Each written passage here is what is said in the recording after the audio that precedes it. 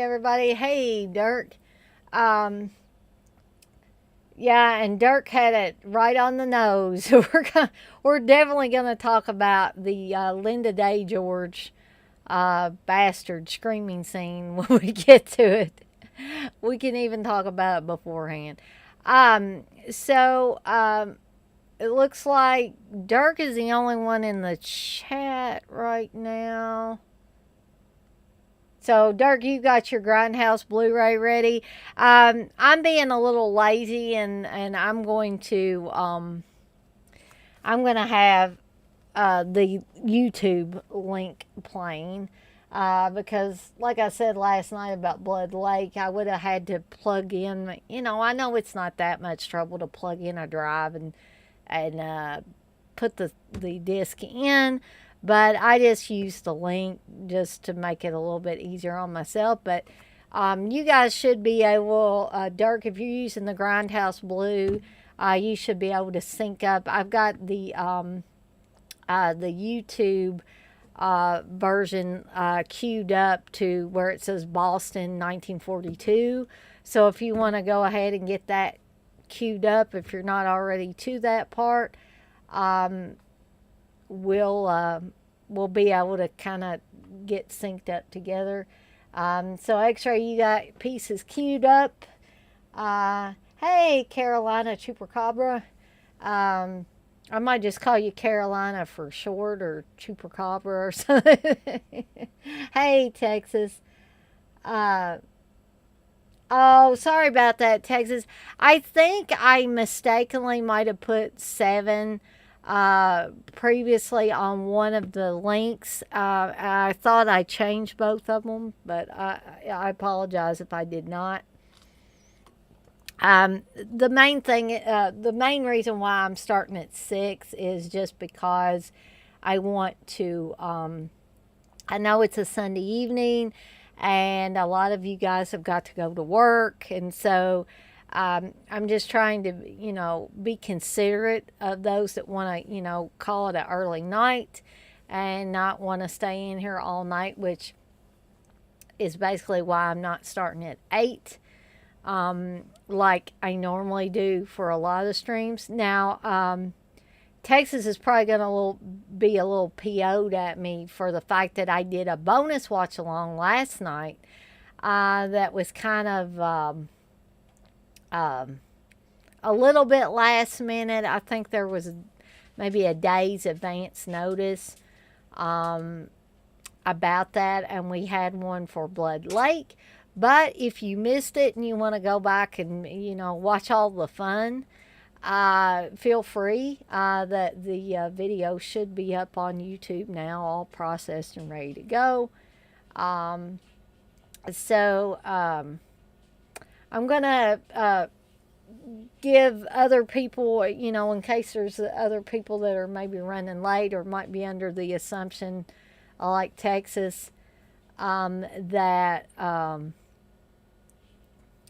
that we were not starting until 7. I'm not going to go on that long about housekeeping stuff, but I will get this housekeeping stuff out of the way just to give people a little extra time to get in here. Um, Seems like my camera's like really jiggling around. I'm hoping that it doesn't keep doing that. It looks like it was wavering. It fell off, actually, off the top of my monitor because the way I've got this set up, I wish I had it set up better. And I love my desk, um, the new desk that I haven't had very long. But it doesn't really make for a good way for me to clamp on my microphone and my light, my overhead light, and all that stuff. So sometimes my overhead light slides, the arm on it slides and hits my webcam and makes it fall off. So if you ever see like my image just like sliding down, that's why. Uh, oh yes, I forgot about it being on Shutter, Texas. Yes, that is fine. If you're at the opening with the house, mine is queued up to Boston 1942 or whatever it says. there, which is that opening house shot. So if you're there, I think you should be good. Um, gonna get a few housekeeping things out of the way here real quickly. Um, oh, I can call you Jason. Okay, that'd be even easier. Or CC or whatever. You say I have been working a lot lately and been missing a lot of the later streams. So thanks for doing some earlier ones. Oh yeah, I'm always flexible. The main reason why I started doing them, most of them at the 8 o'clock slot, is because I was told by people that do a lot of these live streams, I'd have more people come into them than I normally do. I have a fair amount now. I guess I've been out there long enough where people are starting to pick up on my stuff, people that are interested in what I'm talking about. But, if the consensus is with you guys that you would rather me start doing these at 6 or 7 instead of waiting till 8, I can certainly comply. I just want to do whatever is more convenient for the majority of the folks that come in here. So, completely flexible on that. As I've said on the last few live streams, I now have a Deadites on Deck Facebook page that you can go and like and all that stuff, where I'm trying to promote basically on my own page. And for no other reason other than I'm like, wanting to start advertising for myself, doing my own promotion for my own page. But that's basically the only reason why I'm doing that.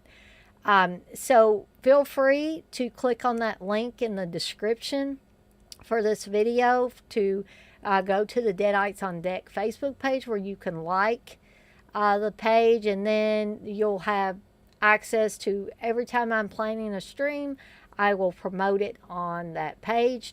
For those of you that have subscribed to my channel, which I'm not saying you have to, but I believe once you are subscribed, I think you may have to set these notifications up, but I believe you get notifications when I'm planning on having a stream, and that comes to your email or your inbox.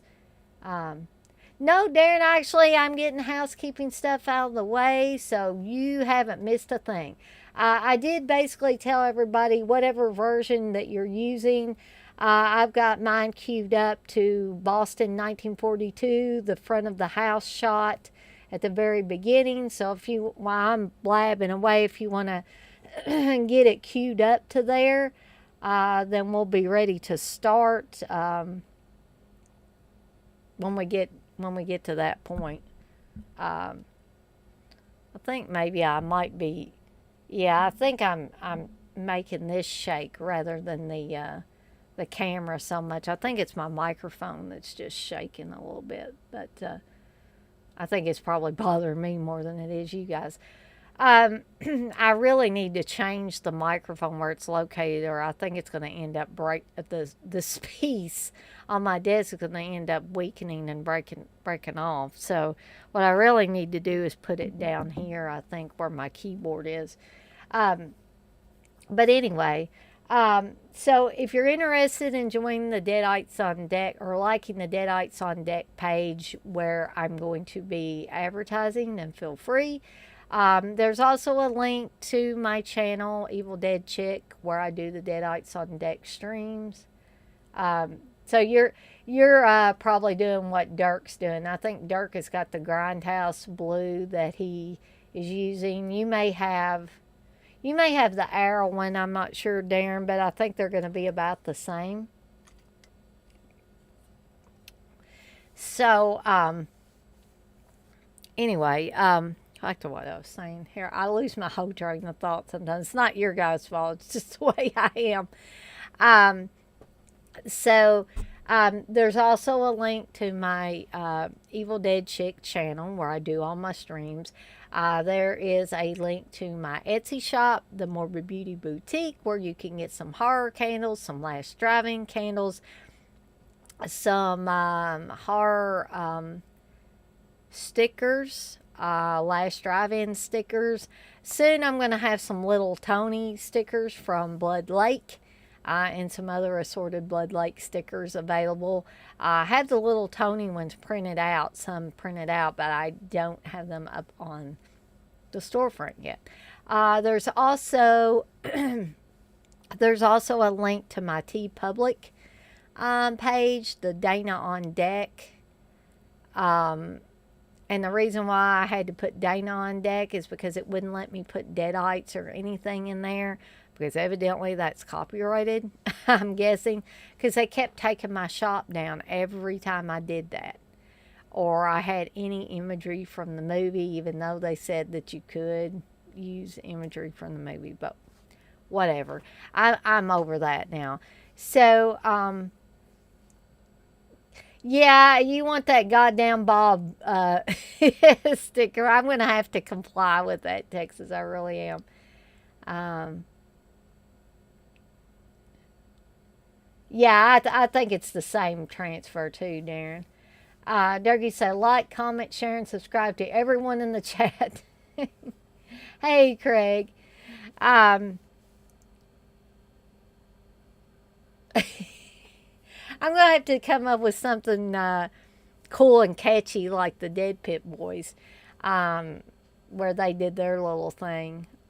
Um, but yeah, I mean, as much as I want you guys to do it, I don't want to feel like I'm driving you guys to do it. I just put the information out there, and you guys can make the choice about whether you want to like a page or subscribe or whatever you want to do.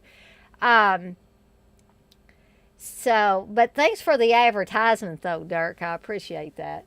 Um, but my TeePublic shop, I am probably not with this paycheck, but the next time I get paid, I'm thinking I'm going to get a heat transfer press and start doing my own t-shirts. It's probably going to take me some practicing to get real good at it, or decent at it. But so I won't run into that problem with copyright issues and stuff like that. And also, as I said, I'm not greedy for money, but I only get $2 per shirt through TeePublic.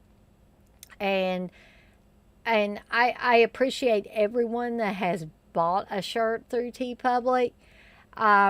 But I don't want to give anybody illusions that I'm getting that full amount from the shirts, because I'm getting $2 basically, guys. And I thought it better eventually I'm going to leave my TeePublic storefront up, but I'm going to make all kinds of different designs once I get the heat transfer stuff in. So I basically got to get the press, which is like $139. It's not bad. And then I also have to get the heat transfer, like vinyl, that can be run through my laser printer, which will allow me to print images on that transfer paper and then use the heat press to actually put it on t-shirts or whatever else I might decide to sell. I could maybe get tote bags or something like that I can put images on as well. So keep on the lookout for that. Like I said, it'll probably be the end of the month when I get another paycheck. I get paid every 2 weeks. And I'm going to invest in that. And I think I'm just going to go to Walmart or something and pick up some package of t-shirts, not pocket tees, but just regular t-shirts of different colors. I'm probably going to start out with men's shirts, because I wear men's shirts a lot. Every once in a while I'll get from Fright Rags or something, I'll get a woman's shirt. But um, so that's what's on the horizon for me. So you guys can look out for um, other t-shirt designs besides the Blood Lake, but I'm definitely going to make a Blood Lake Lil Tony shirt with that quote. Hey Mike, are you going to be a butthole this weekend, or are you going to let me drink? So and hopefully I can get some other things in the works. And if you guys have any ideas for t-shirt designs that that I know when I was doing the Eurocult show today with Steve and Darren and Dirk, Dirk was asking where to get Jello shirts. Perhaps I can make my own Jello shirts, and offer them up on my Etsy shop. So Dirk, would you be interested in if I came up with some cool Jello designs? Would you maybe be interested in buying some from me through my Etsy shop? Because I'd be willing to do that. Blood Lake was hard to watch. They'd just be nice. That is cool, Dirk. I don't mind that at all. And I realize too, it's not a movie for everybody. And it is shot on video. It is very low budget. And that's probably, I think that was the main thing that made me want to do a watch along for it, because I figured it would be more fun to watch it like that than to just sit down and watch it. You know what I mean? Like doing a watch along or a commentary. Steve and I have already done a Blood Lake commentary. But no, I totally get that, Dirk. It's not exactly a movie for everybody. Let's see. Dirk, you say, hell yeah, Tenebrae for sure. I'm going to have to keep that one in mind. Like I said, it'll probably be near the end of the month. When I get my next paycheck, I'm gonna get that heat press and the heat transfer vinyl, and I'm gonna practice. I'll maybe I can come up with a couple of different tenebrae designs. I would love to put. There's a great shot in Tenebrae, and I know everybody that's seen Tenebrae is gonna know what I'm talking about. When the one chick is pulling a shirt over her head and the killer's already in her apartment or whatever, and when he slashes across her shirt and you can see her through the shirt, like her eyes and stuff, and that shot is just so cool. I would love to turn that into a shirt, just because I love that image. That's one of my favorite images from the movie.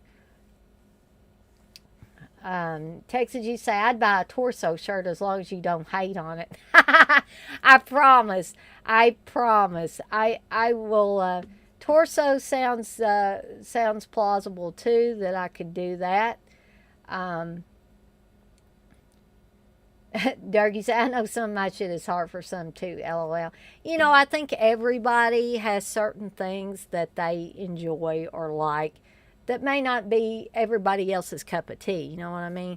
So, and like me and you and Darren have said over and over again, and some of you other guys in here have said, that's pretty much what makes the world go round. If we all liked exactly the same things, exactly the same way, man, would the world be a boring place.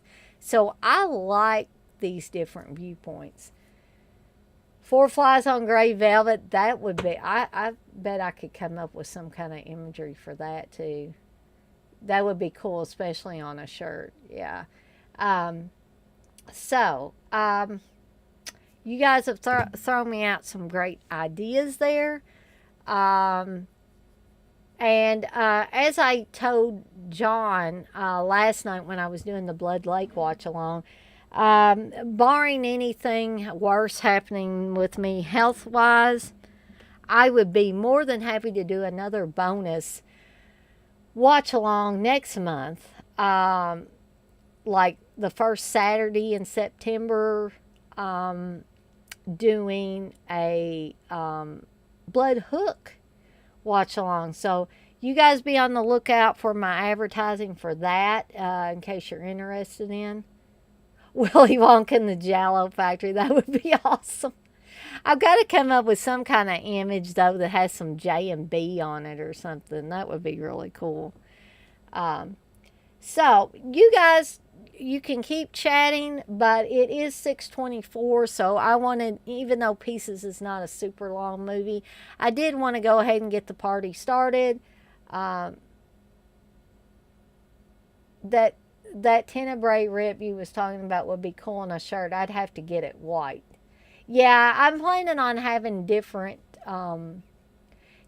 colors, like white, red, maybe some black. I mean, I know that's kind of cliche for horror shirts, but I want to have a wide variety of colors. And then I want to test out these images on the different colored shirts to see what looks good. And of course, I'm going to have to, once I start selling them, I'm going to have to make sure that I have all the different sizes from small to extra large or whatever's I'm not talking about anybody being their weight or anything, but nobody's the same size.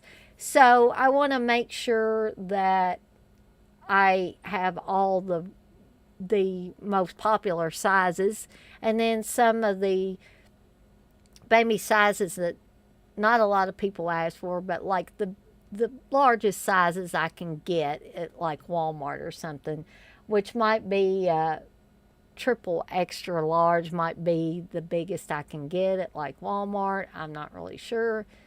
So I just want to offer, different sizes for different folks.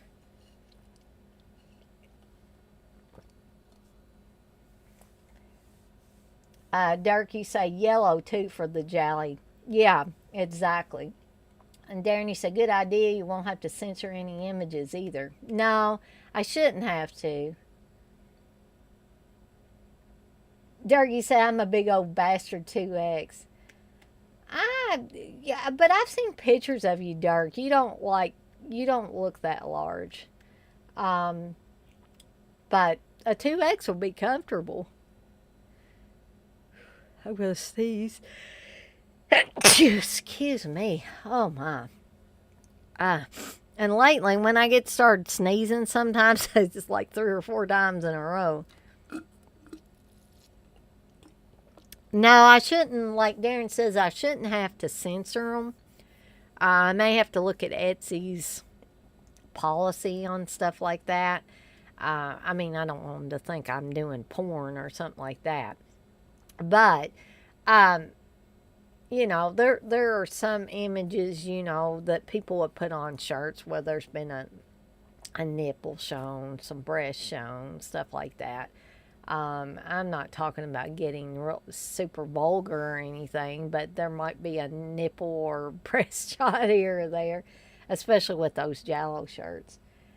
Um, well, Texas, I tell you what, I will get, I will certainly get some 5X shirts. Um, Even if I have to go, outside of Walmart to get them, I'm sure I could order some in 5X. I'm going to pick up what I can at Walmart, and then the other sizes, like a 4X or a 5X or something like that, I will get a few of those in too for the folks that need those. Um, oh yeah, sometimes I'll get a shirt that's really, really large, on purpose, just so I can use it as a night shirt or something. I have some really big shirts that I will sleep in. Um, but anyway, it is now almost 6:30. Like I said, y'all feel free to keep chatting in there. But is everybody queued up and ready to go for pieces? Um, I'm going to go ahead and set mine to be muted because I don't want to mess with you guys as far um,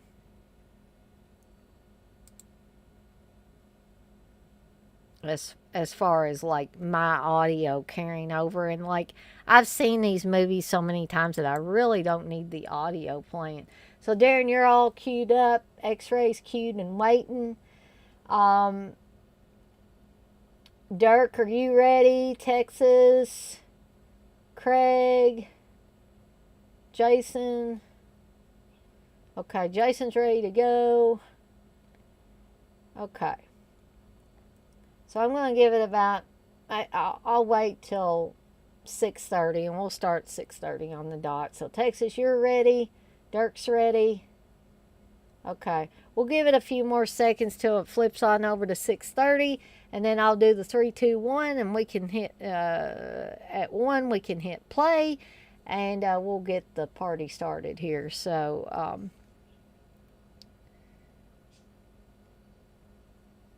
I'm just watching my time clock there. So are you guys excited about this watch along? I am. I mean, I was excited about the Blood Lake one, but I'll tell you what, guys, I was feeling rough by the end of it, and I so much wanted to finish it, and I did, and I did finish it, but I had to take one of those ibuprofens, the prescription ibuprofen, and I just had to rest because I just could not go anymore. I love this film too, Darren, and so with that being said, I'm going to go ahead and do 3, 2, 1, and we're going to play here in a second. So everybody ready? 3, 2, 1, play. So we're starting at Boston, 1942. It's zooming in on the house here. And shortly, we're going to see the little boys putting together a puzzle. Now, for those of us that have seen this movie a million times, like me, we know what this this puzzle is. It's of a naked lady. Now, I have, speaking of puzzles, I have the Arrow release that came with like a little mini version of this puzzle. That I did not ever try to put together or anything. And actually, everything, the movie and everything, is housed inside of the box that it looks like the box that's has the puzzle in it on here.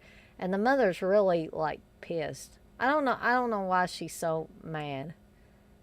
I mean, he was just putting a puzzle together for a naked lady, so that's. And evidently, she don't think too much of her husband who's away in the military. But I also got a full-size 1,000-piece version from Messed Up Puzzles. It looks a little bit different, but kind of the same. It even has like blood on some of the pieces. So I haven't gotten that put together yet, but I want to start back up on it. But in case you guys want like a real 1,000-piece puzzle, you can get one from Messed Up Puzzles. I thought they still had some of the pieces ones left. I got the pieces one and the Maniac one. Oh, so this is great. It's like people that don't enjoy these types of movies will probably be like, "You guys are sickos," you know. But I'm talking about it's great special effects. I mean, look, you got blood all over the room. There's a shot of her head, her face. And then the nosy neighbor's coming over to check and see what's going on because it's too quiet. She's going to tell the cops here in a second. I know something's wrong. It's too quiet. It's like, how nosy are you, lady? And so I'm not really sure. Does it look to you guys like the kid is smiling while he's sawing his mama up? Or is that just because it's so hard for a little kid to be sawing a body up and he's just kind of gritting his teeth a little bit? So I never could really tell whether he was laughing or grinning or what was going on there. And I'm going to switch back and forth to the chat just so I can see what you guys are putting in the chat.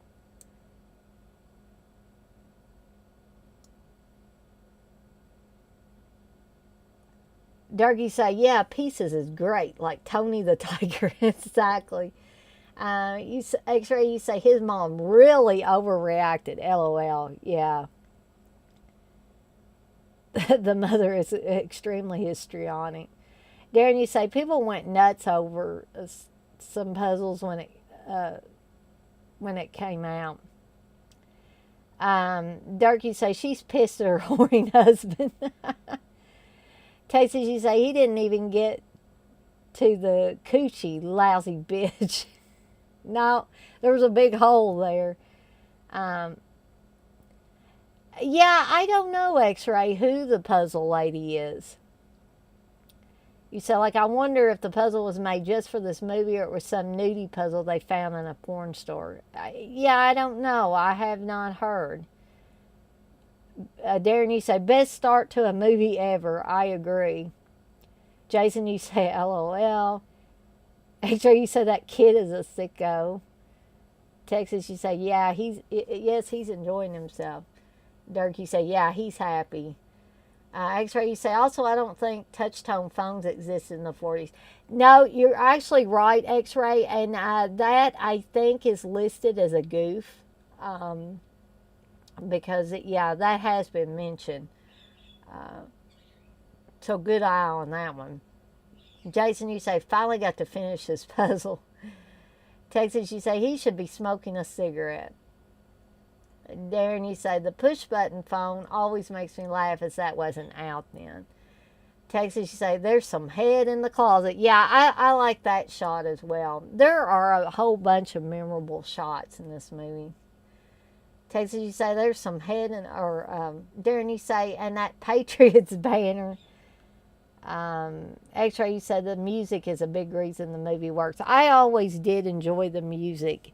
Even when I was a kid and I saw this movie, and I didn't even really know it was a Spanish movie at that time. I just rented it at my local video store. So now you have some heavy breathing here. And we're to guess that this is the boy all grown up. But even though that old lady, the nosy neighbor, when they open the closet and the mom's head's in there, she goes, oh my God, it's Mrs. Weston. But she just doesn't act quite upset enough. I mean, there's a freaking head in the closet.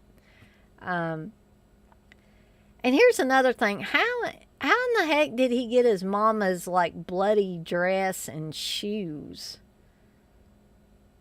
It's like, did he strip her of all her clothes and stuff after he killed her and, like, hid it somewhere so that he could take it with him and keep it for 40 years? And then we're about ready to see a nice headshot here of, I'm guessing it's a headshot for the actress that played his mother. And I believe this lady that plays the mother, I believe she is also in the Spanish film Edge of the Axe. I think her name is like May Heatherly. And now that you're going to see the chick on the skateboard. And here's something that I didn't realize until I think Steve mentioned it to me.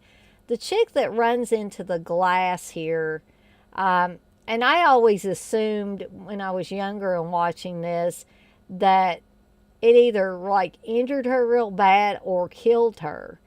Because it's like she runs headlong into this big mirror. Um, but then there's a couple of scenes later, we're going to see her laying on the lawn studying. And I didn't realize it was the same chick. And Steve said, "Oh yeah, that's the same girl that ran into the mirror." I'm like, "Oh, okay." Because I always thought, I don't know really what I thought, but it seemed like that she had lighter colored hair when she was laying on the lawn, and here she is.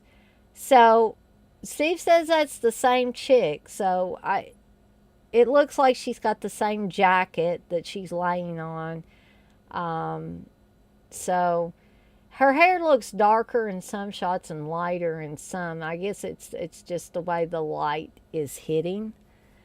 Um, Now here's a goof here because this is the killer. He's getting ready to kill her, and he kills her in broad daylight here in a second. Um, I'm gonna be quiet here while this happens. Ah, there goes the head. That's another great shot. Basically, all the kills in this movie are great. Um, but um, I think everybody has seen this movie, so I'm not going to be giving anything away, I don't think. If you haven't seen it, you might want to plug your ears for a second. Okay, I hope you got your ears plugged. The killer turns out to be the dean, played by Edmund Purdom. So there was a small goof right before he kills the girl, beheads the girl, and it was because you actually hear the killer speak. And it is said that you can tell it's Edmund Purdom who's speaking in that scene. So that was one incident where they had the killer actually talk, and they maybe shouldn't have. And that in that scene right before this one where they're smoking the pot and they're talking about smoking pot and fucking on a waterbed, that's like that's a great line too. Here's as Steve refers to him as Jumpin' Jack Taylor as the professor. Jack Taylor's been in a ton of films, mostly Spanish films. But in the scene before this one was the late great Christopher George. I love Christopher George. Christopher George is somebody that I wished that he had lived long enough to be in the convention going days, so that maybe he would have showed up at a convention I could have went to. Because man, I would have liked to have met that guy. Because I think he would have been awesome.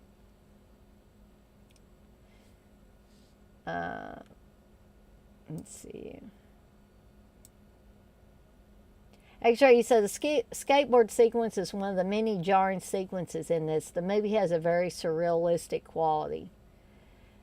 Texas, she said, first time I saw it, I didn't like it, but watched it again a few years ago and absolutely loved it. Yeah, I'm like that with some movies, but this movie has been one that I always loved from the first time I watched it. But I totally get that logic because I'm like that with other films. Actually, you say the movie was way more violent and gory when I was a kid. In retrospect, it's not that bad in terms of gore. Yeah, there were a lot of films that when I was a kid, I was like, wow, this is super gory. But now the stuff that they put in films, if you compare it with this stuff from like Pieces was 1982, for instance, there's no comparison. Stuff is very much overly, like, almost overkill with the gore compared to what we thought was gory in like 1982. Darren, you say the skateboard scene cracks me up. Texas, you say those are Darren's black gloves. Jason, you say I always thought it was supposed to be a bit of a spoof. It's just too exaggerated to be serious. Yeah, and I think that's one of the reasons why it's so much fun for me, just because of how outrageous it is. Actually, you say this scene has some great lighting. Actually, you said that's how you do lens flare. Exactly. Darky say, seems to me it would be hard to put a puzzle together with rubber gloves. Yeah, it would be for me. X-Ray, you say, Jack Taylor has that snooty academic look. He definitely does in this film. Texas, you say, it would have been great if John Waters was the snooty Taylor guy. See, I guess if they remade Pieces, then maybe John Waters could do that. Dark, yes, we're all so desensitized now. X-Ray, you said, the producers of Pieces went on to produce Slaughter High. Right. A poster for Pieces and Supersonic Man, another Juan Piquer Simon movie, or Simone, can be found in the sleazy producer's office. Yes. Yeah, Aaron, Jack Taylor is still alive. He was old then, exactly. Oh, boy. Here's more of great Christopher George, and the other cop is Frank Brana, who was in a ton of other Spanish movies as well.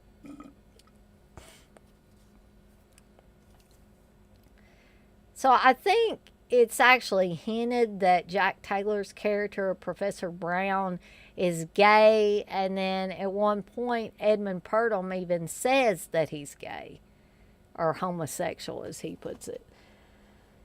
I don't know. He talks about getting this skull from like back in the 60s from one of his students, and it's like a skull of a young girl, and it's like, man, when you've been asking some questions about that, it's like he just said, oh, cool, kid, thanks for the skull.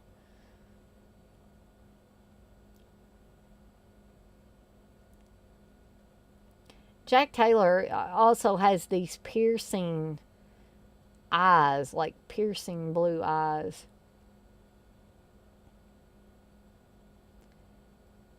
I actually was curious one time because I knew that Christopher George was in Playgirl at one time. He did a photo layout. And the guy had a pretty good physique, I guess. But, you know, I didn't like X-Ray's going to say Christopher George gave me the vapors. I know he is. But, but I was also interested, believe it or not, in what Christopher George had to say in the article. So, you know, you're not just talking about guys that just, I mean, I'm sure there were some guys that posed in Playgirl that just were super proud and confident of their body and just wanted to do that. But some of these other guys, they might have been proud of their body. And I'm going to stop a second. There's some sex going on right in broad daylight on the campus, just outside the, I guess, the campus doors or whatever. But I also think that there were some guys that were very cultured, in which I feel like Christopher George was a cultured person and had a lot to say. And speaking of studly men, we have Ian Sarah here playing Kendall. And I mean, I'm not saying that he's a bad looking guy or anything. He's not. But it's like, why are all the girls wanting to have sex with him? I mean, is he that good in bed? Because, I mean, he gets the women in this movie. And he even tries to get Linda Day George's character. Which is like, haven't you had enough, dude? You know, you've had basically every chick at this college.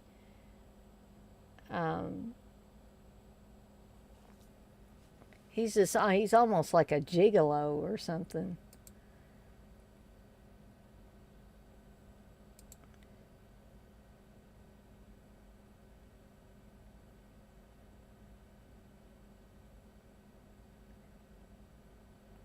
Darky said, did you figure out the killer on your first watch? I don't believe I did. But the first time I saw it, I was quite young, Dirk, so I probably wasn't paying that much attention, because I do agree with Darren that it was pretty obvious. Actually, you say Dana has that coffee in mint condition. Has died it from Steve. No, actually, I saw it online. So it was a digital copy, and I can't remember where I saw it now. I think I probably did a Google search and put Christopher George Playboy. I mean, not Playboy, Playgirl, and was able to see it. I also saw Sylvester Stallone as well. Darren, you say always the dean or the priest. LOL. Yeah, obviously. Darren, you say Kendall is a stud. Yeah. I texted you, say Leo Sayer. What the fuck? Yeah, he does kind of look like Leo Sayer. Actually, you said Kendall is the Spanish Steve Gutenberg. I hadn't thought about that, but yeah. Jason, you say this is totally USA. Definitely, you can tell because the students are having sex in broad daylight.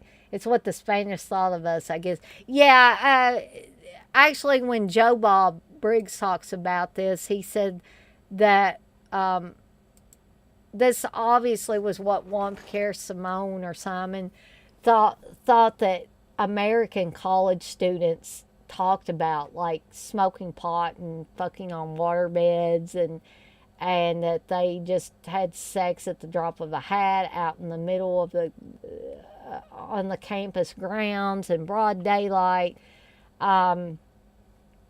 which is so funny to me. I'm sure there was a lot of sex going on college campuses, but not like under trees on the campus lawn. Necessarily. It was probably more along the lines of happening in cars, somewhere on the campus or maybe just off campus. So we're about to get another kill here. The black gloves are featured quite prominently again. The first time I saw this, I was under the impression that red around her neck was blood, but it's actually, I think it's what she used to tie up her hair or something. Because at first I thought she had been cut by that fishnet or whatever that he put over her head.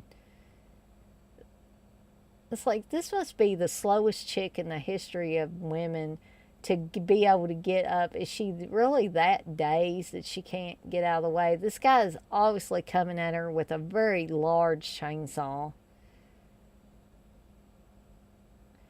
But that's basically one kill that we don't get to focus on, really. We see the after effects. Now, this is, I guess it's Kendall's friend, or maybe just an acquaintance, but I think of him as more a friend, the way they talk to each other. And he calls this guy Goggles, I'm thinking, because he's got these big, thick glasses on.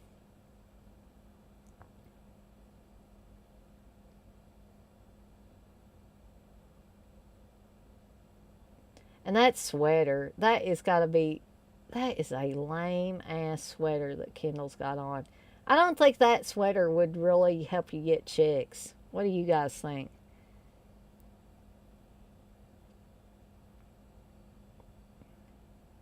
And here's the killer again. It's like, how does this guy creep around campus carrying bloody bags of body parts? I mean, how does that happen? I know it's gonna turn out to be the dean, but still, even the dean couldn't be that inconspicuous, could he? And he sounds like he's got a major asthma problem.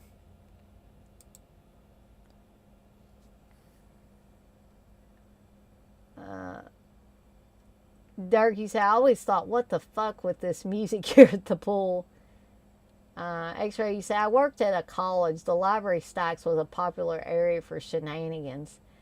I I didn't really go to college per se. I tried it and didn't stay long enough where I would be getting a job in the library. But I could certainly see that being a place, the stacks would definitely be a place where people go and try to get a little something. Uh, Tasty say it's the shadow. Durkee said the sexy sax music, lol, right. Tasty said Poindexter Jones. X-Ray said, can chainsaws operate underwater? She should have swam in.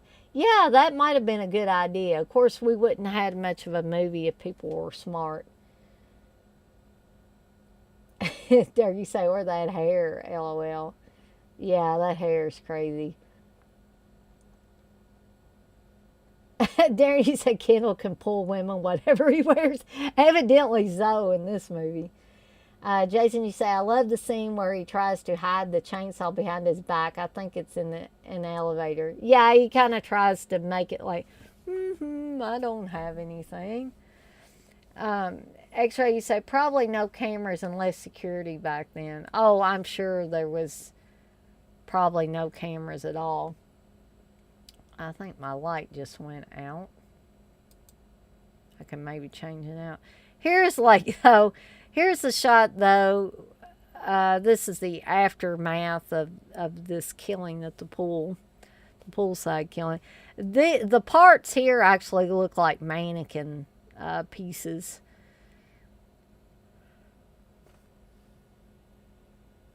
And I know that Jumpin' Jack Taylor is like an anatomy professor, but it's like, why do they call him in and like ask him to look at this stuff? It's like, and he just basically tells them it's elementary. You know, there's no doubt that it was done with this chainsaw. And then he kind of makes himself look suspicious. Like, you know, what person would touch a weapon that's been used in a murder? You know, even if you're just a regular working man, you know, I would think that you wouldn't do that. And perhaps Christopher George's character was trying to set this guy up because maybe they were suspicious of him. I just kind of wanted to see what he would do.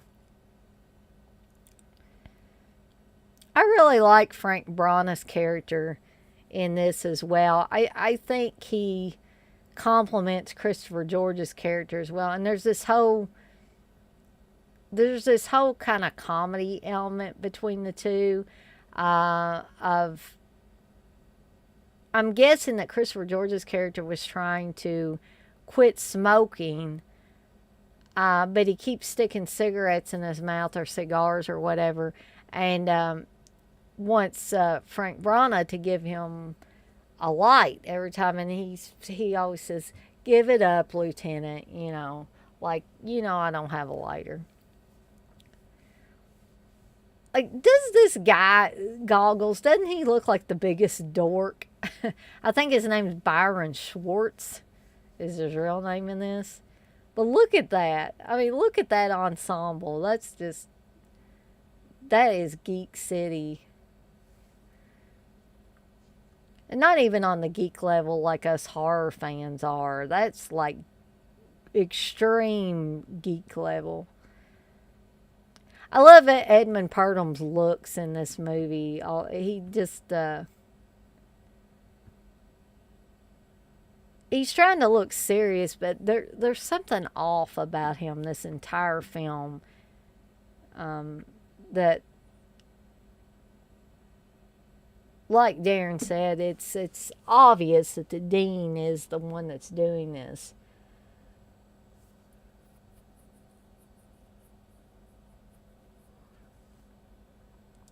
Actually, Edmund Purdom looks like he has to go to the bathroom all the time in this movie. It's like he's like, I either really got to take a pee really bad or take a big old huge crap, and he just looks uncomfortable all the time.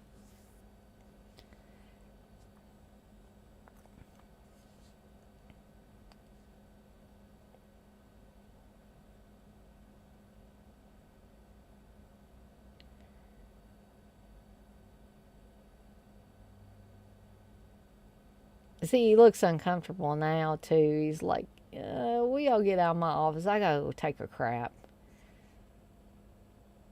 And he almost seems like I can't be bothered with all this stuff. You know, there's been all these killings on my campus, but I just can't deal with all this.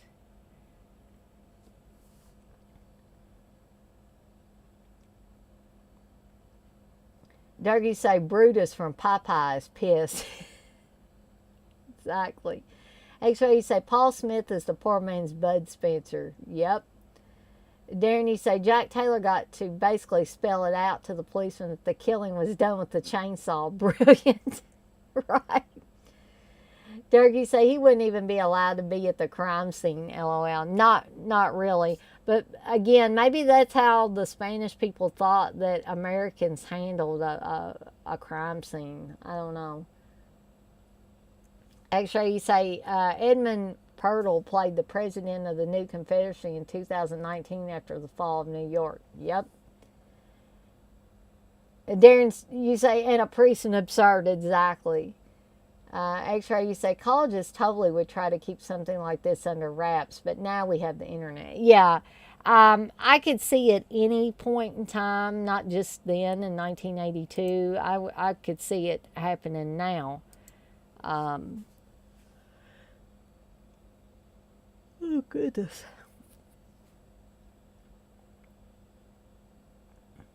I may have to get up and leave momentarily to like do something, but I will leave the movie playing. I don't plan on being away for too long, but I may have to take some more medicine or give Brandon his sleep pill, get me another drink. I hope you guys have your beverage of choice and your popcorn or whatever, your snack of choice. Oh, here is the dance scene. It's like, do you guys like this? Is this like sexy to you? Hot? Watching these chicks dance around to this music? I'm just curious. Because, I mean, maybe if I was a lesbian, it would do something for me. But this really totally does not. This doesn't really interest me. I find it funny. But other than that, I don't find it that interesting.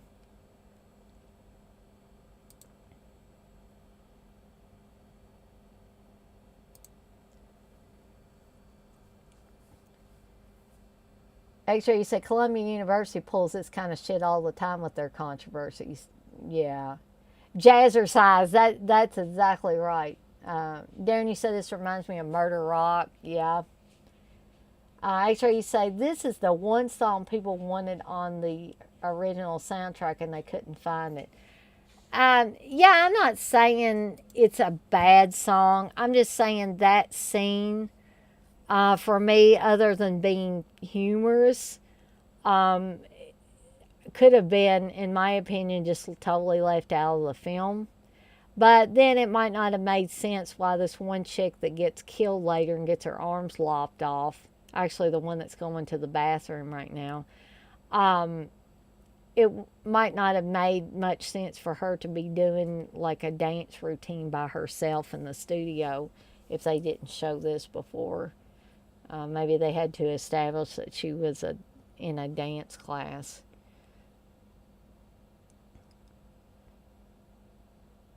But I have the vinyl for this too, which I also got from Arrow.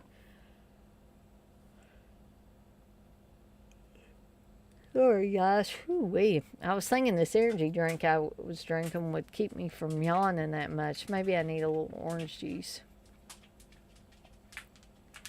This redhead here, I don't even think I saw her in the original shot. It's just like she showed up there for that bathroom scare scene. So Christopher George is going to enlist the help of Kendall to try to help with this case. Now, why on earth he would want to do this, I don't know. I mean, he talks to Linda Day, George, about it, and says that, you know, Kendall's already on campus, so he might be able to, you know, figure out who the killer is quicker than the cops. And he seems to have taken a liking to Kendall. I mean, not a homosexual liking, but just kind of like a father son type of thing. He's fond of Kendall. So basically, Kendall's talking to the psychologist or whatever to see if he maybe can figure out who the killer is. And there is the entrance of Linda Day George's character. Um, of Mary, I believe. And she's a tennis pro, but she also works for the cops as well. So Christopher George is going to have her go on campus undercover as their tennis coach to try to find out who the killer is. And then Kendall is supposed to kind of watch over her and help her out if she needs anything.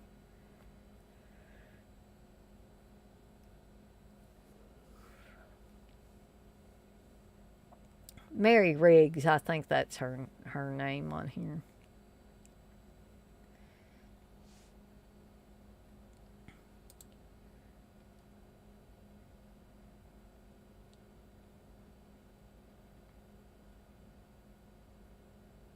Texas, she said 1, 2, 3, 4, kill, kill. Yeah.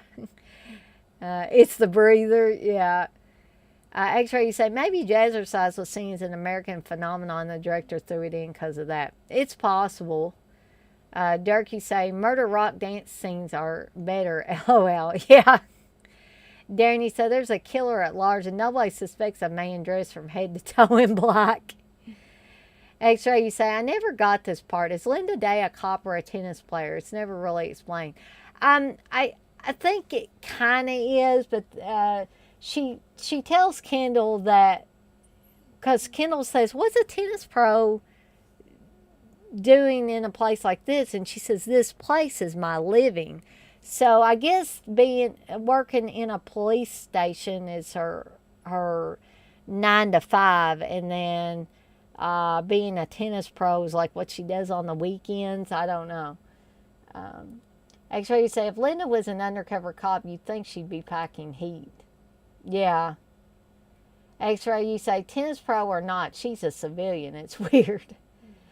Darren, you say, can you imagine them letting a college student help solve a murder today? No, I really couldn't. Derek, you say, yeah, Darren, cops are dumb as fuck in Spain and Italy. LOL. Jason, you say, LOL, no, not then either. In Texas, you say Christopher George and Linda Day George, the B movie, Paul Newman and Joanne Woodward. Yeah, exactly. And here's this nosy, well, in the scene before this one, that nosy reporter. He's going to get her come up in here shortly. I don't know how old Linda Day George was, but she looks pretty good for whatever age she is.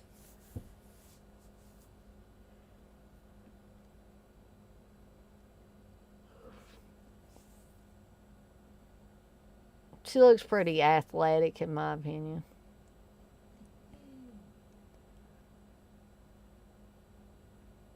I don't know if I could really assume that she's a tennis pro from this. Because they're not really showing a whole lot. I'm not saying she couldn't play tennis, but I don't really buy that she's a tennis pro.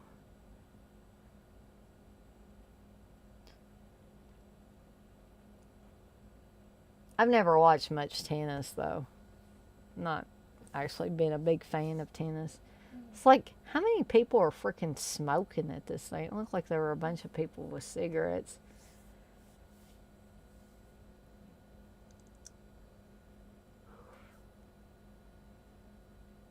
Kendall just cannot understand why Linda Day George won't have sex with him. I think that's what he's thinking during this whole last half of this movie.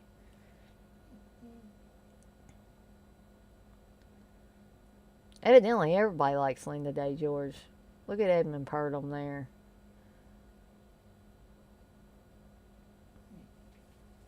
He's just dying to get her to his chambers.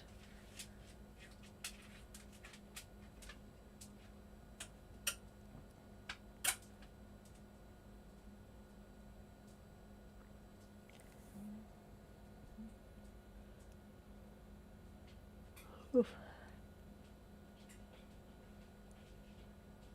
Yeah, I think I'm going to just real quickly, guys. Feel free to keep watching and chatting and stuff. I am going to step away and grab me some orange juice.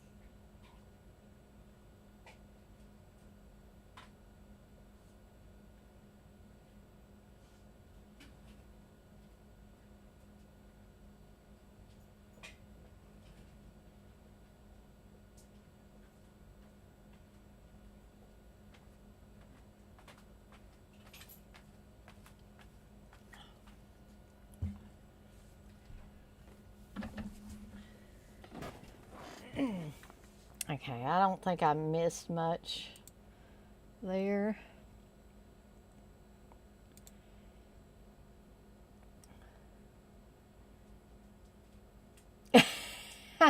Darren, you say tennis pro, she's awful.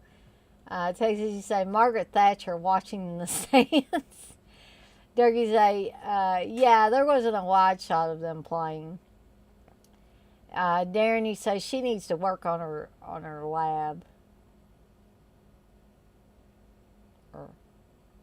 Actually, you say all the extras are very Euro looking. They should have had some wearing Boston Celtic shirts. Yeah.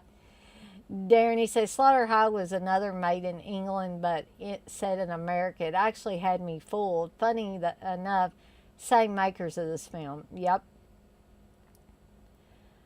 Jason, you say putting together a puzzle with those gloves on can't be easy. No, I totally agree with that, Jason. Okay, so here's the scene where the chick is practicing her dance routine by herself.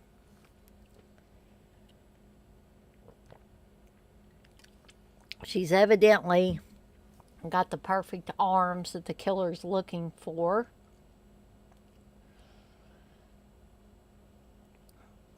So we get to see more of this dance routine, only it's just the one chick. Because you got to get her along to be able to kill her off.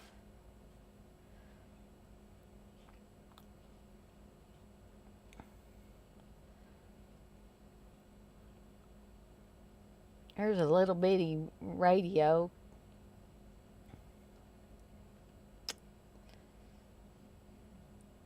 That was in the days before the great big boom boxes, of course. You know, that the more I look at the shoes and everything, that's clearly Dean shoes.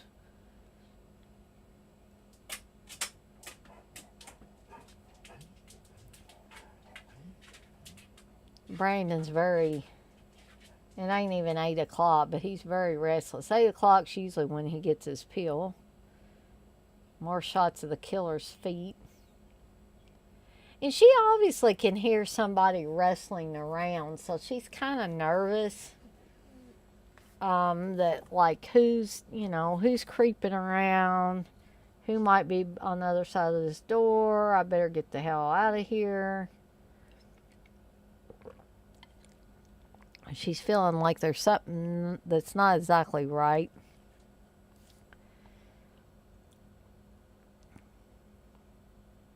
then for a few seconds, she leaves herself in total darkness. Okay, and then the killer's coming in this other door with this chainsaw. She just went out the other door.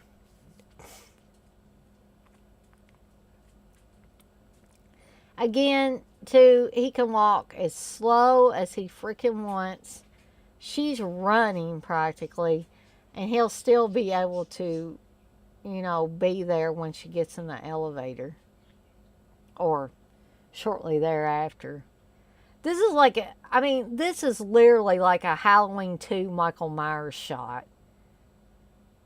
It's like, what the heck?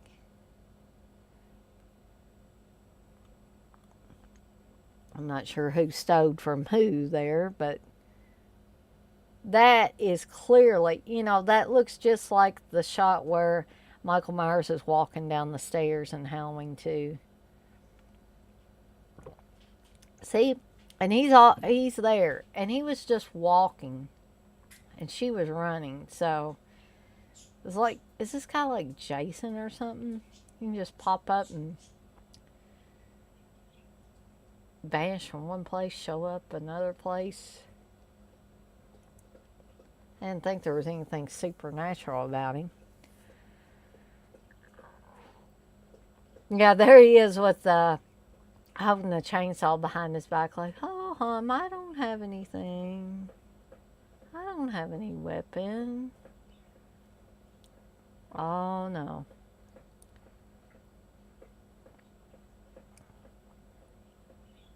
Well, there went one arm. Oh, Kendall's screwing around with his motorcycle. And these cops can't get there fast enough. Nobody can do anything fast enough.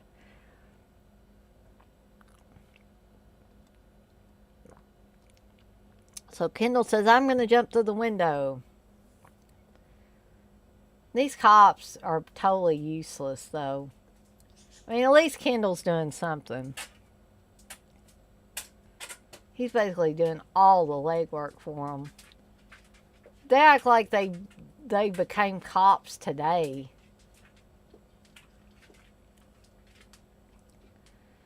Obviously don't know their police procedure.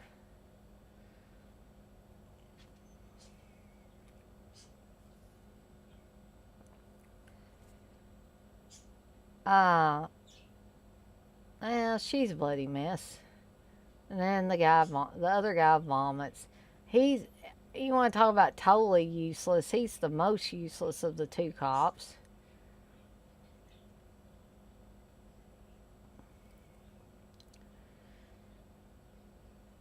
And now the lieutenant, Christopher George and Frank Braun are there.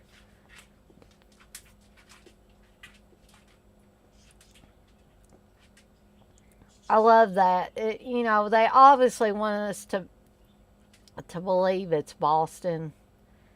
So they got like an ambulance that probably has stick-on letters that says Boston Health.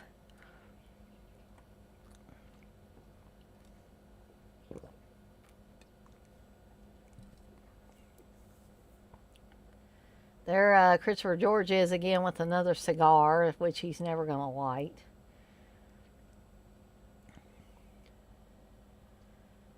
I'm not sure, but it seems like I may have seen the guy that's playing the doctor in some other Spanish films. And he's basically saying, not a chance in hell that chick's going to make it. And then here's Jumpin' Jack Taylor again, just showing up out of nowhere. So Christopher George asks him twice, where did you just come from? It's like, how does he show up at exactly the wrong time? It makes him look very suspicious. Now Edmund Purdle's showing up again. It's like, and there's this one shot coming up here where everybody, like the secretary, Edmund Purdle, all of them are like just looking. It's a very strange shot. I don't think they've shown it yet.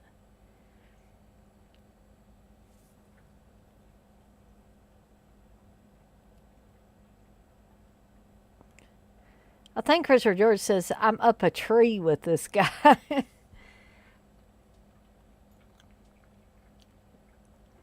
And there, Paul Smith's even there.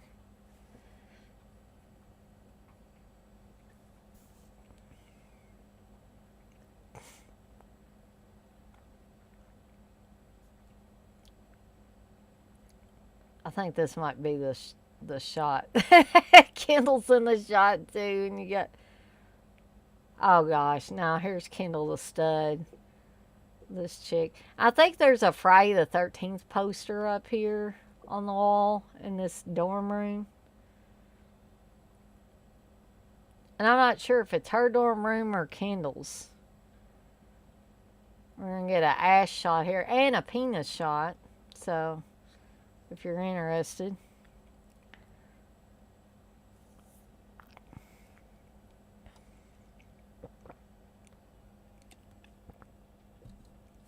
And for you guys, you get a boob shot there. But all Kendall's really, he's probably getting all excited because he's seeing Linda Day George from the window. He's like, I don't want to stay with this chick. I can go get some Linda Day George nookie. There's the Friday the 13th poster. This chick is so dumb. She even says that he can gag her. And then I won't make any noise then. It's so dumb. Okay. So there's somebody in the bushes. I really like this scene. Some people may not like it because it's a little extra added comedy to the film and they may think it seems out of place. But it does appear that the killer is out there as well as another character that's going to be introduced real quickly and then he never shows up again in the film. Which might be another reason people might not like this scene because it's like, why introduce a character when you are when you're about 50 minutes into the film and you introduce a new character?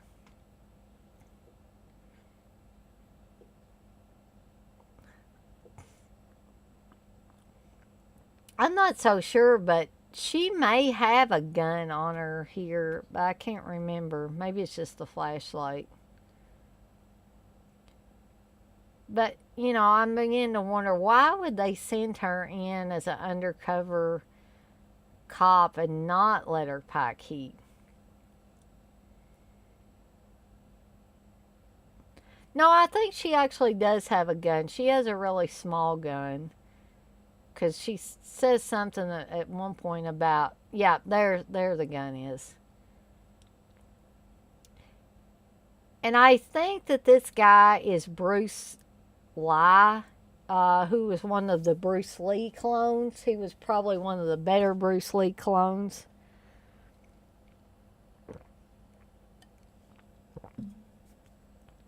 And there's Kendall. So actually, Linda Day George is packing heat, but that's a mighty small gun, so I don't know what much good it's going to do for her, because this martial arts guy easily knocked it out of her hand. And then you get the joke about bad chop suey.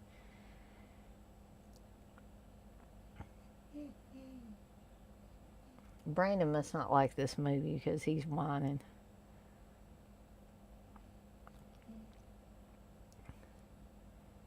I wonder if Kendall would have really went off in laughter or like just drove around the building and said, ha ha, just kidding, I'll come back.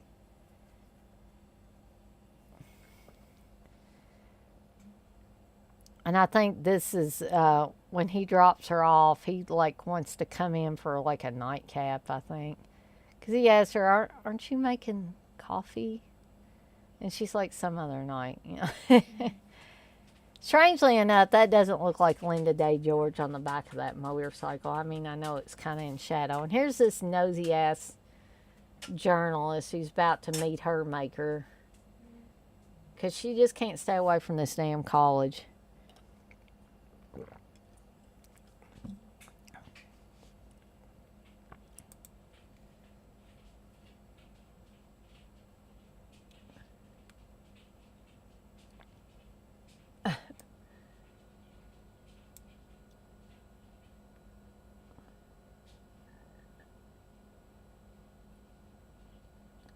Durkee say, how does the killer determine how many pieces to place per kill? That's a good question, Dirk. I can't answer that one. Darren say, killer at large, so she decides to stay late on her own to dance. Exactly. Texas, you say, here's the breather again. Jason, you say, LOL, surprise. Texas, you say, Leo Sayer to the rescue. Darren, you say, Keystone Cops. Exactly. Texas, you say he's choking on his ravioli. Darren, you say, Texas wouldn't be great if Kendall burst into a Leo Sayer song midway through the movie. I'd pay to see that. I would too, Darren. Texas, you say, laugh me my ass off. That would be hilarious. You say, well, he better come down from the tree. X-ray, you say, seeing a woman chopped up to pieces didn't stop Kendall from boning another anonymous bimbo the same night. Exactly. X-ray, you say, today's audiences would throw a shit fit at this scene. Darren, you said, bad chop suey time. X-ray, you say, so wrong. Texas, you say, so wrong. What was that wrong? Darren, you said, next thing you know, I'm on ground. X-ray, you said, the journalist looks like bootleg Daria Nicolodi. Yeah, she actually does here. If it had been me, I probably would have said, I've seen enough. There's nothing around here. I'm going home. But she just keeps being nosy. And it's going to get her killed here shortly. She's evidently going to get killed on this waterbed that so many college students have been smoking pot on and having sex on. Uh-oh. The lights came on, the door's shut. She is screwed. Now, this is the one kill that doesn't occur by chainsaw. And I think he's not even going to bother with the chainsaw because I don't think he's going to use her body parts or anything. He's just getting rid of her because she's a nosy ass. So he says, I'm just going to stab you. But this is another really cool scene, especially here at the end.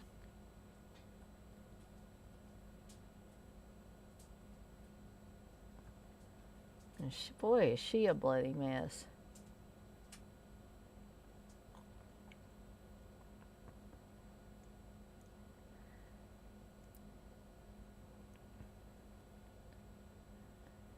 And she had to wear white so all this blood would show up really, really nicely. And here's this great shot of the blade going through the mouth. And she's toast.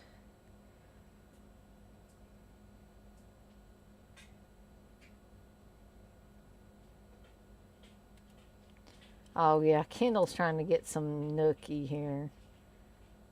It's like, dude, you must be so horny.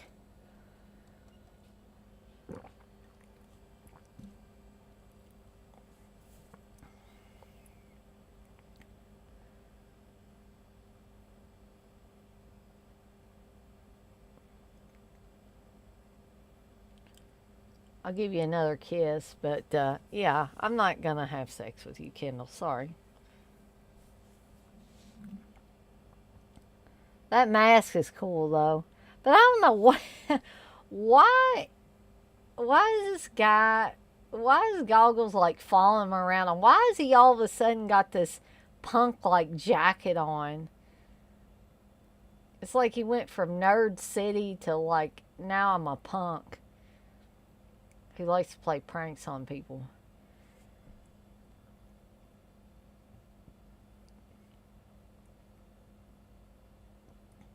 And doesn't anybody think it's suspicious that the dean has this large freezer in his apartment or whatever you want to call it?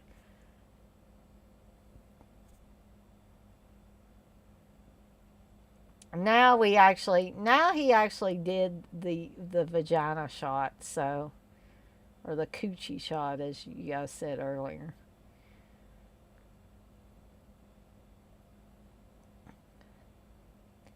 we're going to come up shortly on my favorite kill of the movie, which is going to be very soon.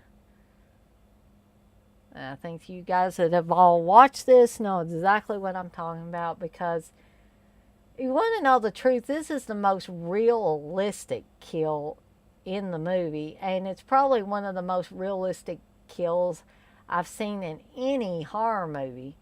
And I'm going to wait until we actually get to the part of the kill before I talk about it in depth. And you guys probably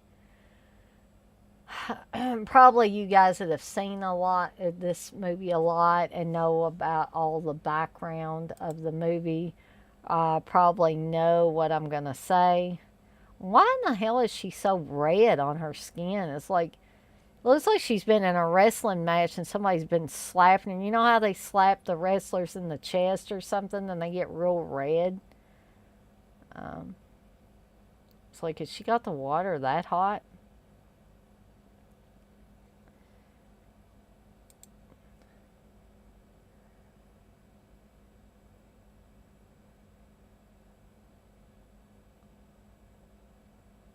Durkee say, I love that shot with the killer in the dark with the knife shining. Yeah, that is a pretty cool shot. Darren, you said pretty much every female in this movie is hot. Yeah, there's not any, really plain looking chicks, like the featured chicks anyway. Darren, you said, why is there a waterbed there? Evidently, they put it in the training room. Why, I don't know. Just so they could do that scene, I guess, and talk about having sex and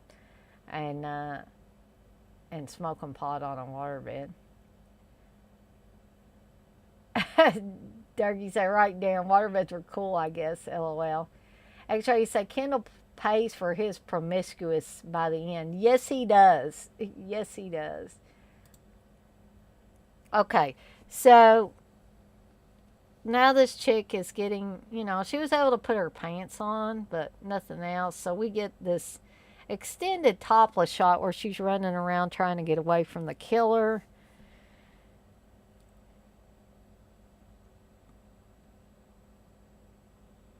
And I'm taking that he must want her legs from the shot that's coming up here.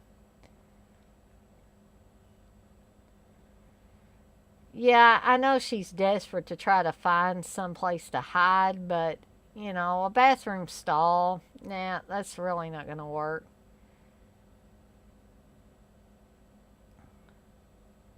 And this shot is kind of gross of her peeing on herself, but it also would indicate how scared she is. And the music's playing so loud that Kendall and Mary just have no idea. And we're going to shortly here get this great realistic looking kill. Look at that. That actually looked like that was slicing through a person. And that is, and I hate the thought of this because I'm an animal lover, but the pig was already dead, of course. I'm guessing they got it from a slaughterhouse. But that was actually the chainsaw cutting through a hog. And I'm guessing that's why that looks so realistic. And we're getting ready to come up on the scene that everybody that has seen this movie remembers. And it's going to be a big Linda Day George scene. But I don't really want to give it away for any of you that haven't seen this before. So I'm going to wait till we get to it.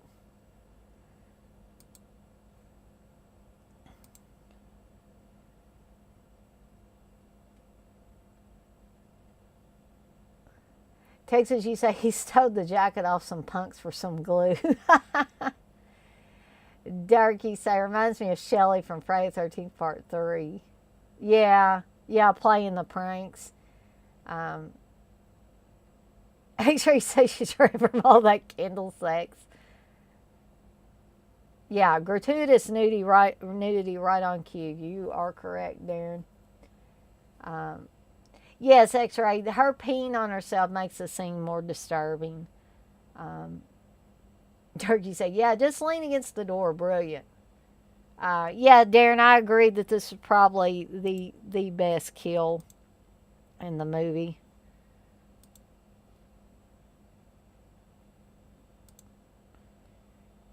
And you'll notice right here that Kendall is not in the scene. So Kendall evidently has went in to the locker room in the showers. So Linda Day George is looking for him, and she's like, "Kendall, where are you?" You know, and there Kendall is, and I don't know if he actually touched the body or what, what was left of the body, but he's got blood on his hand. That's kind of gross. And then Linda Day George is gonna go look. This is a great shot too. I love this. And here is the scene that everybody remembers from this movie because it is so over the top and so hilarious. She's going to scream bastard about 3 times here, each time getting more and more outrageous and loud.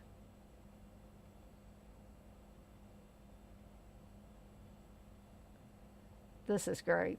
Then it cuts to Christopher George talking about the chick being cut in half. Um, and believe it or not, guys, we don't have too much more left of this movie. It's about an hour and 25 minutes, and we're an hour and 4 minutes into the movie.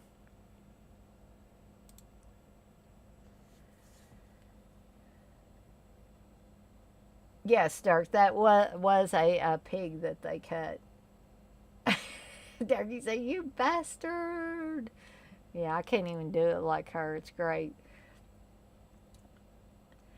Um, Darren, you say, did Christopher George and Linda Day meet on the set of City of the Living Dead? I am not really sure, Darren.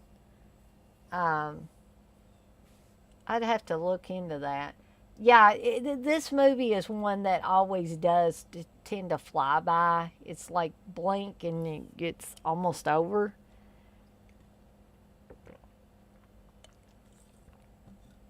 Because I think it's, if it's an enjoyable film, even if it is a little bit longer, it doesn't seem as long. So this one definitely doesn't seem very long.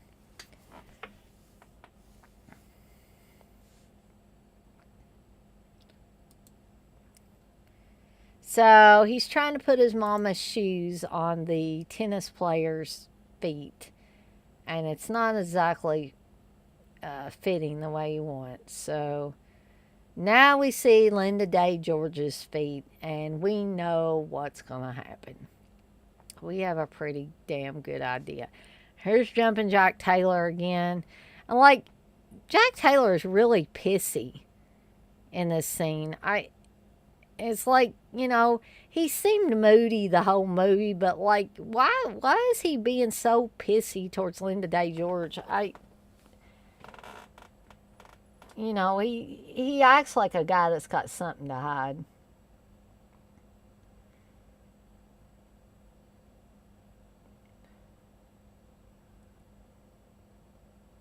I mean, at first he acts pretty cordial and says that she can walk with him, but then when she starts, kind of inquiring, like inquiring minds want to know, he's like, he just kind of leaves her standing here after smart, not, being kind of, like I said, pissy. And then he just kind of walks off. It's like, screw you then. I'm not going to walk with you anymore.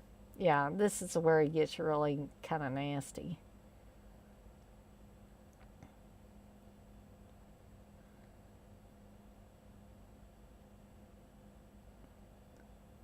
Yeah, and she says this, and he's disgusted and just walks off and leaves her standing there. But Kendall's always there because Kendall thinks he's going to get Linda Day George Nookie. I mean, that's the only reason he keeps showing up. He's thinking that he's going to impress her enough that she's going to say, "Let's go back to my place, Kendall, and we'll have sex." But Ian Sarah, I seen him play. I think it was Invasion of the Pod People, or maybe it's just called the Pod People. He is a real asshole in that movie. This one, he's just oversexed and having sex with every woman on campus.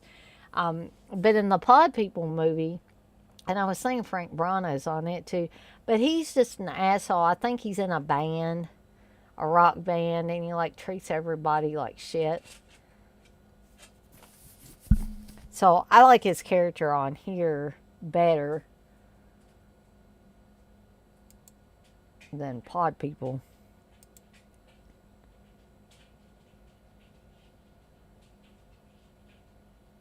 Darren, you say I think he's just a snooty character. It could be. But he really seems to come down hard on Linda Day George as compared to some of the other people.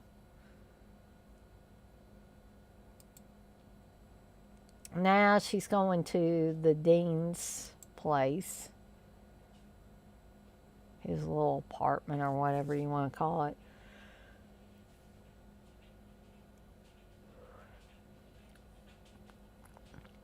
And Kendall is helping Frank Brana. They're going to go through all the files for the people that work for the college to find anything odd.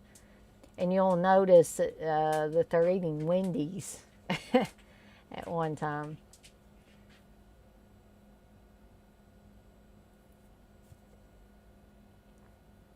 I think she thinks that the dean's not going to be there and she's going to go away, but he shows up at the last minute.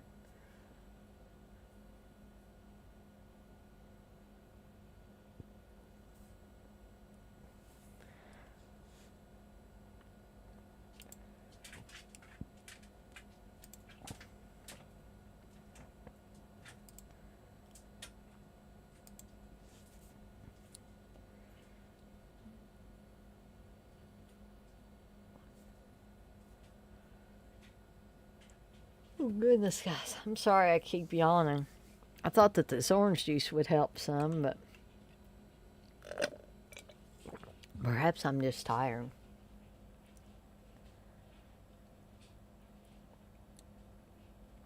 I think he's going to fix her some coffee.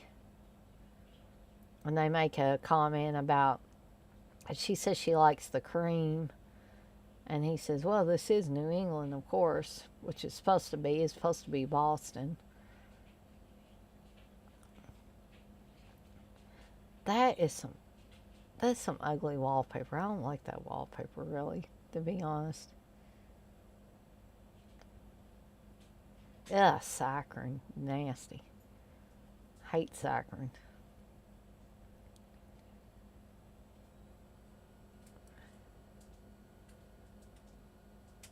I'm not sure what this drug is that he puts in here that makes her paralyzed. Like he seems to get like super nervous here when the tea kettle starts whistling. It's like, I mean, why does that make him nervous? I don't know. And that's weird too. Maybe back in 82 or maybe the late 70s they had like parts of the kitchen were glassed in. I'm not really sure. It's kind of weird. Maybe that's a Spanish thing.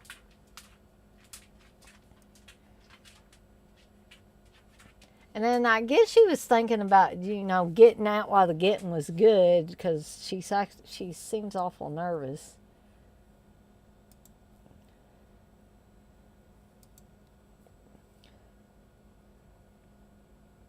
Actually, you say, I think this movie ripped off the ending of Maniac in a way. Yeah, that's possible. Yeah. Texas, you say you could land a plane on that guy's head. Darren, you say, this took a few things from Beyond the Darkness, 1979 as well.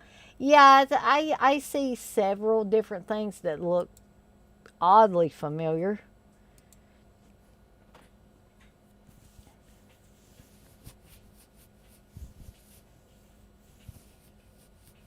I think he's also nervous because she tells him that basically if they don't find something soon, they're going to have to get a warrant and search the whole campus, and he knows that the jig will be up if they do that. This might be where she says that, actually. Yeah.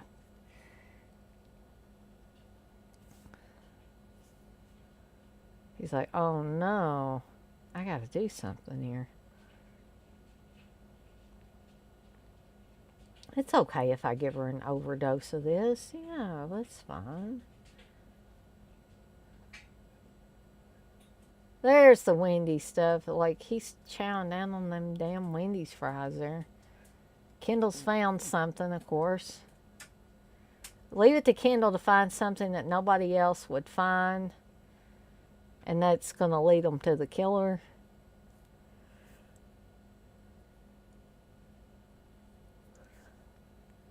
Kendall's just a damn jack of all trades.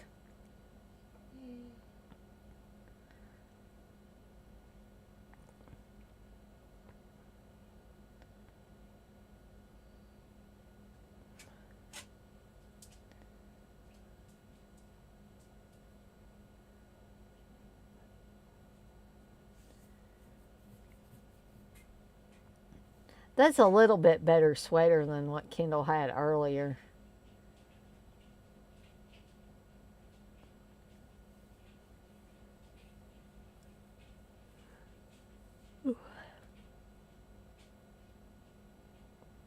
And I think, I'm pretty sure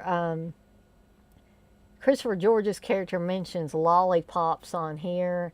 And he also mentions lollipops or a lollipop on City of the Living Dead when Catriona McCall is saying that she's hungry, and he said, I think there's a lollipop in the glove compartment. And then he says something to Frank Bronner or something about, I'll get you a box of lollipops or something like that. So I don't know if this was just something that Christopher George would use in most movies he was on, something about lollipops, but I just found it funny that he used that in both films. So now they figured out it's the dean who's to blame for this.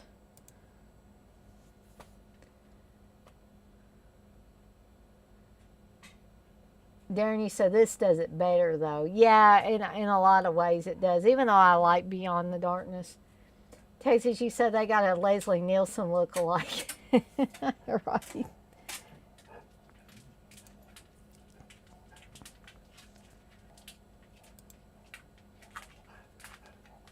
So this is the part, I think, where he's talking about Professor Brown as a homosexual, and he tried to kill him.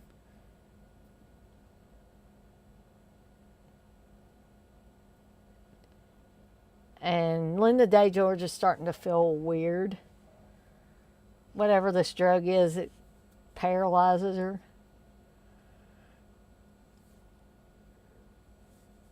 Oof.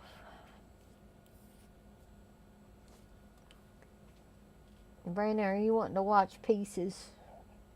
I think you're probably just wanting to go to sleep.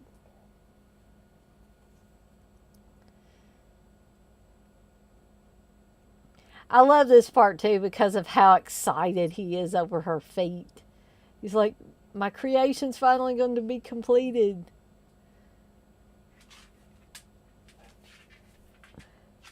I love how Edmund Purdom turns on that extra layer of craziness here.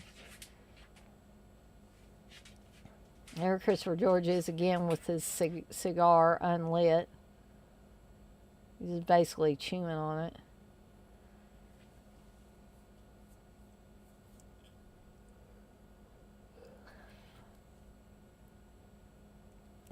here's this extra layer of craziness I was talking about. It's like everybody keeps some plastic drop cloth in the top drawer of a dresser, just for these special occasions when you're going to be cutting off somebody's feet.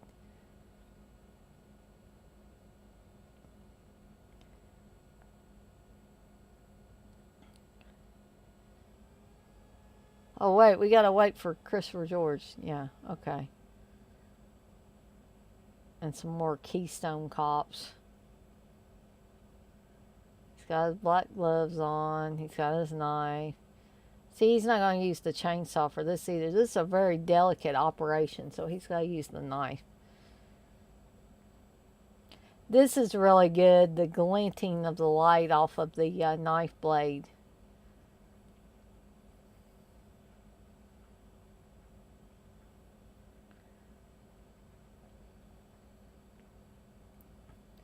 And they basically tell Kendall to stay back, but Kendall's like refusing to. It's like, what? And they keep throwing him up against the wall and stuff here. This is great. There's one time, and then like he does this, and then Christopher George throws him up against the other wall.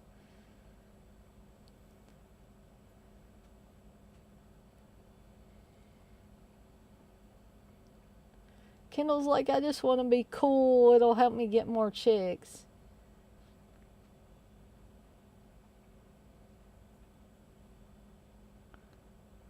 Melinda Day George is basically out of commission there.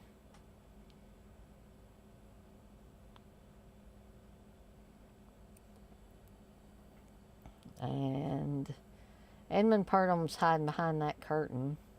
But she can't tell him.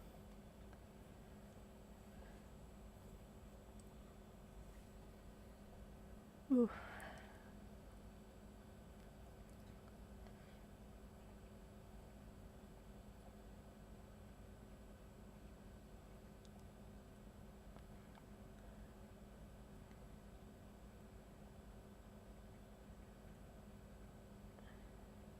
She's like, come on, Kendall.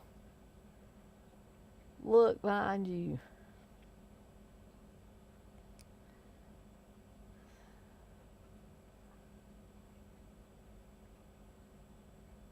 He's like, I'm caught in the curtain and I can't get out. Oh, wait a minute. Now I can. Yeah, now I can. This is probably the most crazy I've ever seen Edmund Purdom look in a film.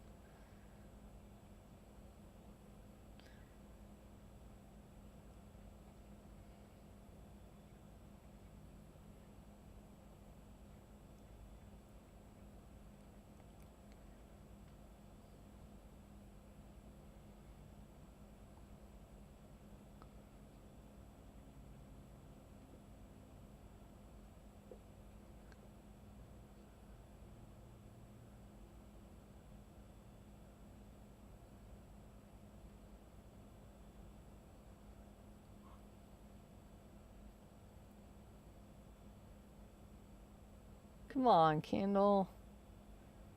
Well, and Edmund Purdom is toast. Right in the head. Christopher George is a good shot. Who is that mustached cop guy? Like, where did he come from? I ain't seen him the whole film.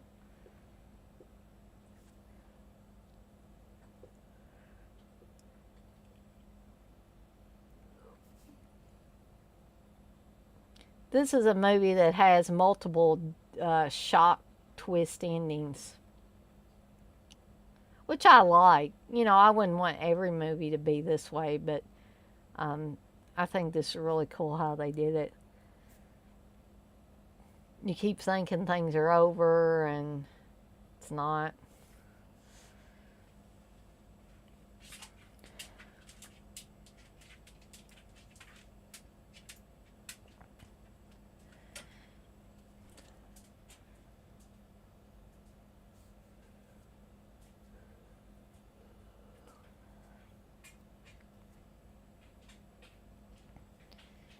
Come on, Kendall, give it up, buddy.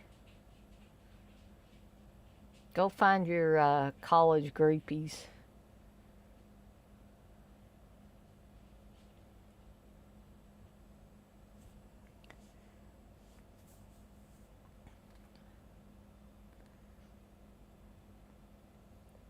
And then they're gonna go on about this puzzle. It's like Just because he's doing a puzzle like that, he's just a real sicko or pervert.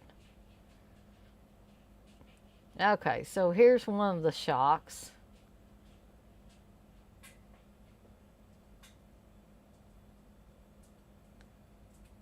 Evidently, he didn't realize how he could preserve her properly. Because even the new parts are kind of moldy looking.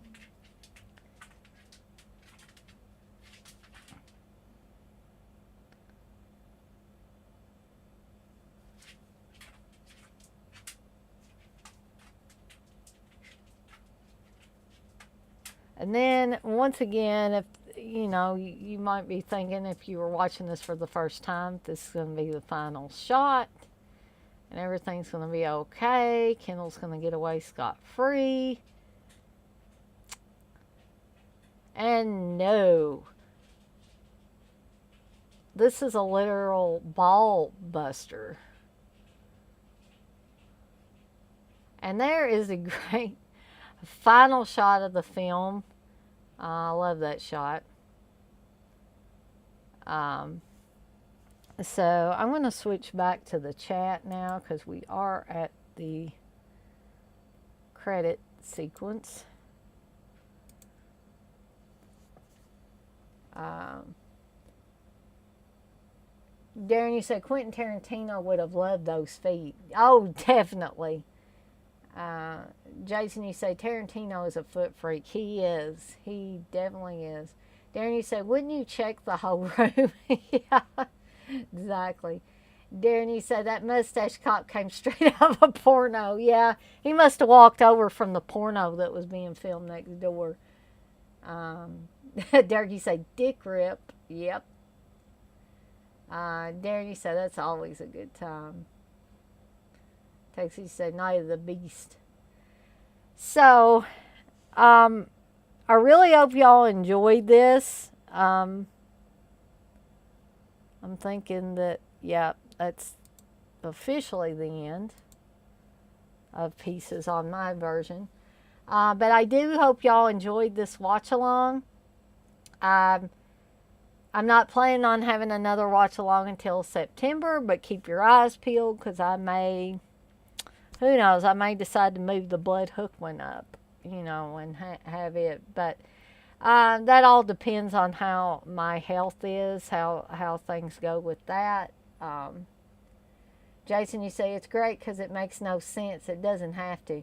No, that's what's great about movies like this. We don't, as fans of these types of movies, we don't expect them to all make 100% sense. That's part of the fun, is that sometimes things just don't make sense in these movies.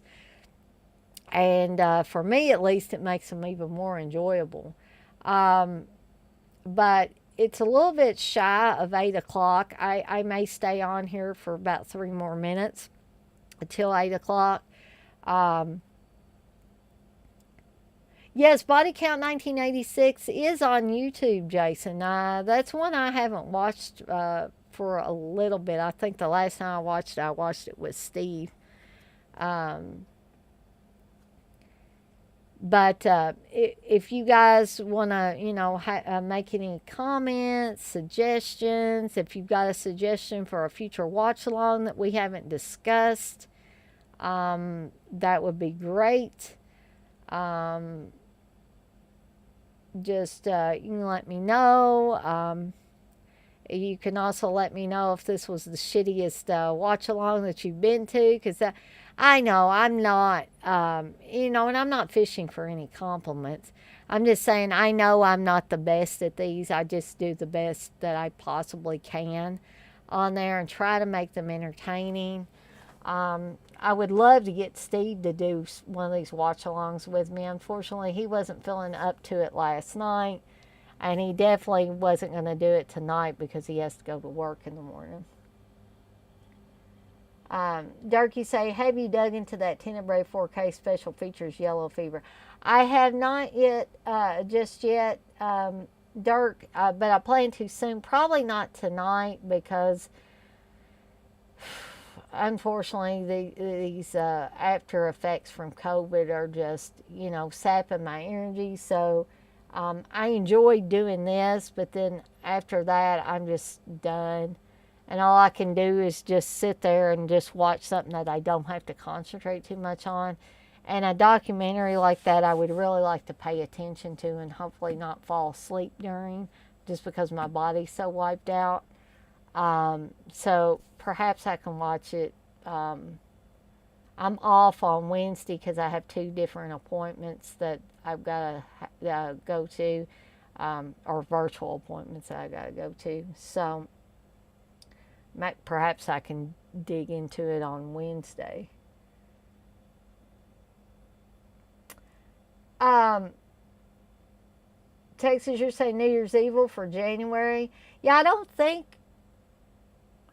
think we picked anything for January yet, so I will keep that in mind. Uh, so, Derek, you say the second sight version of The Witch is amazing.